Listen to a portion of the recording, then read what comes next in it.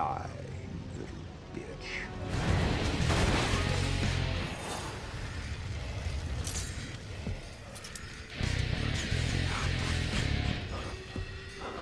2003 was a historical moment for film and horror fans alike. It was in that August that we witnessed the combination of an unstoppable force meeting an immovable object.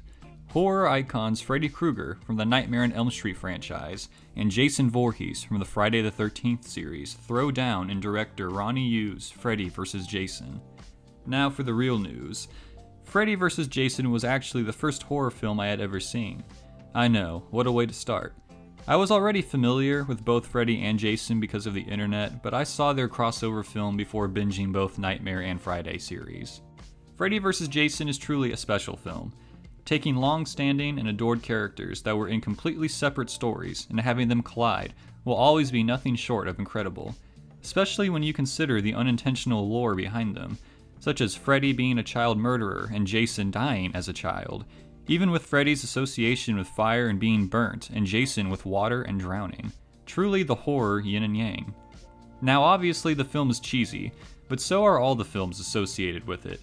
It's why we as fans love it. We just want to see these slashers do creative kills and ultimately see which one would beat the other.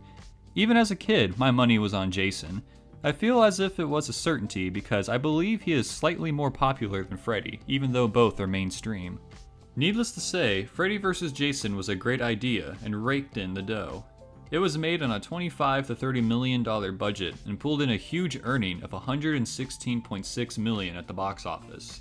Unfortunately, we wouldn't get a sequel to this amazing idea, as the potential sequel would have had a much bigger budget, with the studios eyeing to even feature more horror icons in a Freddy vs. Jason 2, including Ash Williams from The Evil Dead as one of the main protagonists, and even a cameo of Hellraiser's Pinhead as he sorted the feuding Freddy and Jason out in hell.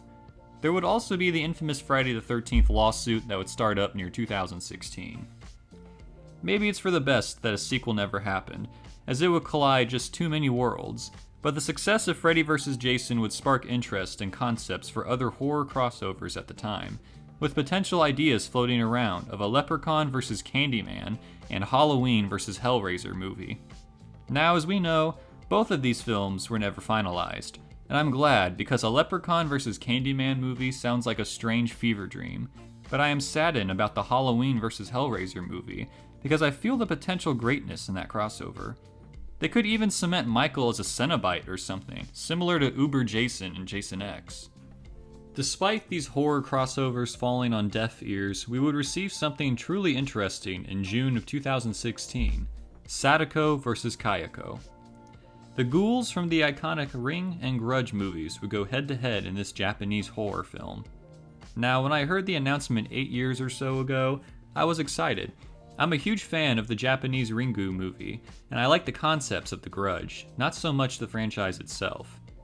These were two other iconic horror monsters that would make for an interesting brawl, as in I have no idea how they would battle anyways because they just haunt people. After being cursed by the haunted VHS tape, Natsume is on a timer till the long-haired spirit Sadako comes for her. Now, they clearly had to make their own interpretation of the Ring story, as this version of Sadako is clearly not Sadako. The Sadako in this film has her fingernails intact, whereas the original had none due to her trying to crawl out of the well she was stranded in. This Sadako also has a completely different series of events for the haunted VHS tape.